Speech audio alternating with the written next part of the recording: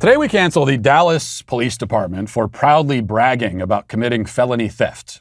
Well, it would be felony theft if agents of the state were subject to the same laws as the rest of us. As it happens, they are not, which led to this post from Dallas PD on Facebook showing a police dog named Ballantine standing near a massive pile of cash, $100,000 to be exact.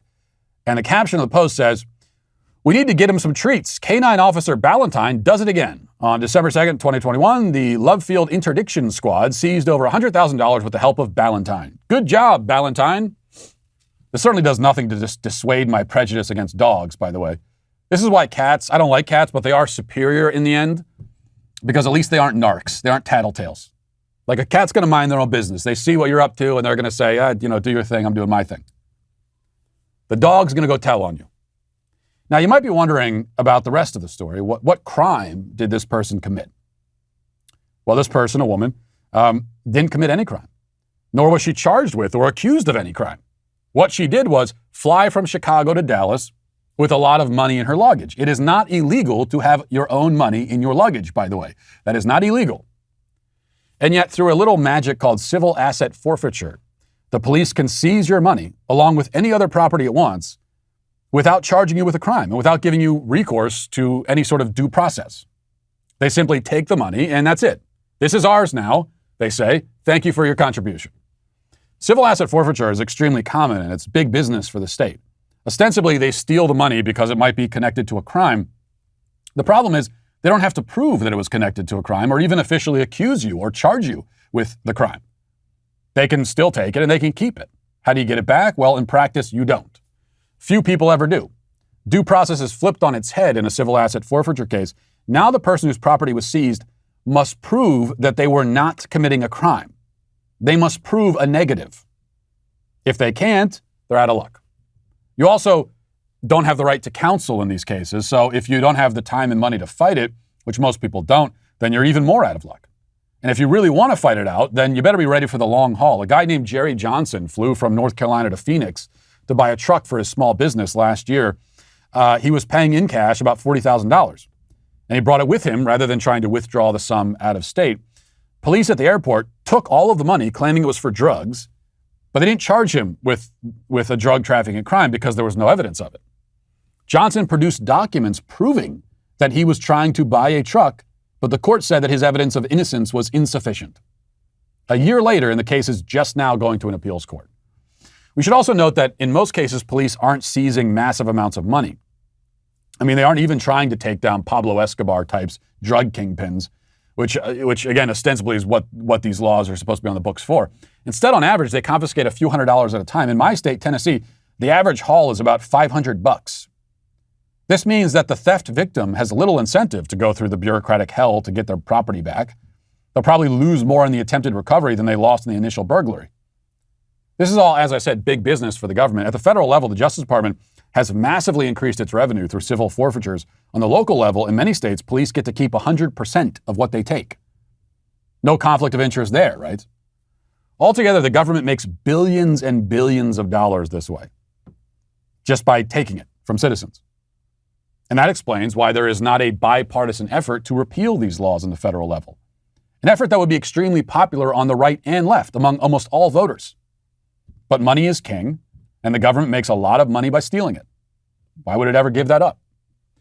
Money certainly trumps the Constitution, which explicitly and unambiguously forbids exactly this sort of thing. You are guaranteed the right to be free from the seizure of property without due process. It's right there in the Fifth Amendment. You can look it up for yourself. In fact, I'll read it for you verbatim. No person shall be deprived of life, liberty, or property without due process of law, nor shall private property be taken for public use without just compensation. Civil asset forfeiture defies every aspect of this clause. Your property is taken with no due process and you're not compensated.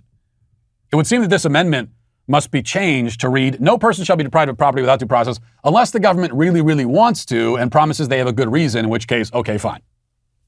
Keep in mind, as I said, that there is bipartisan support for this system from both parties going all the way to the top. As journalist Chuck Modi on Twitter pointed out, a very prominent politician was a huge proponent of state-sponsored theft for years now and was one of the leading figures responsible for codifying this into law in the name of fighting, quote, the war on drugs. You may recognize this guy. Let's watch.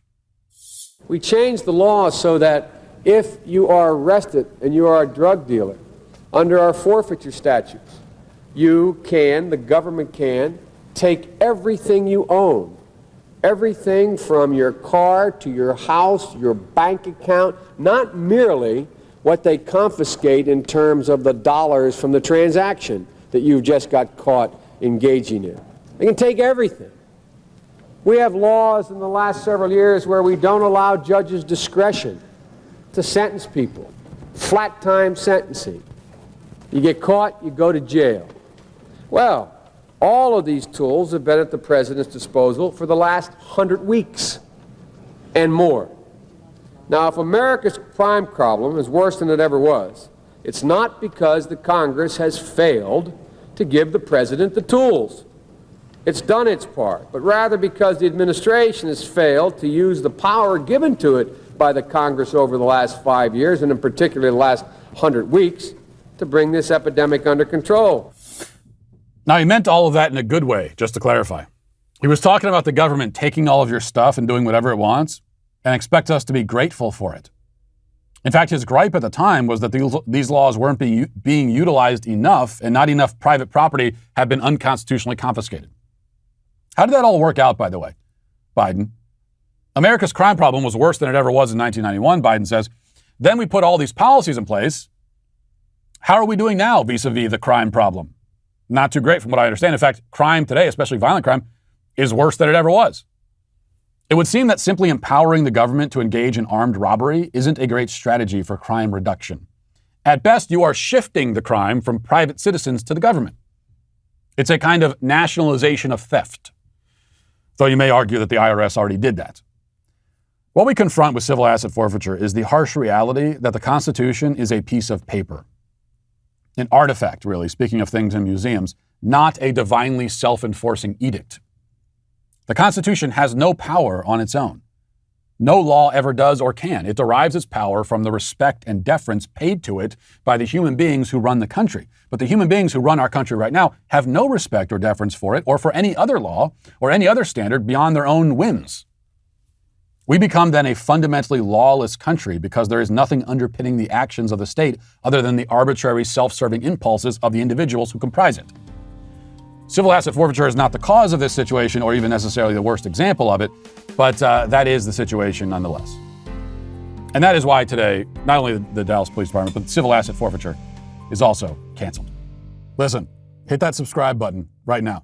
Do it right now. I thank you for your compliance. It is somewhat appreciated.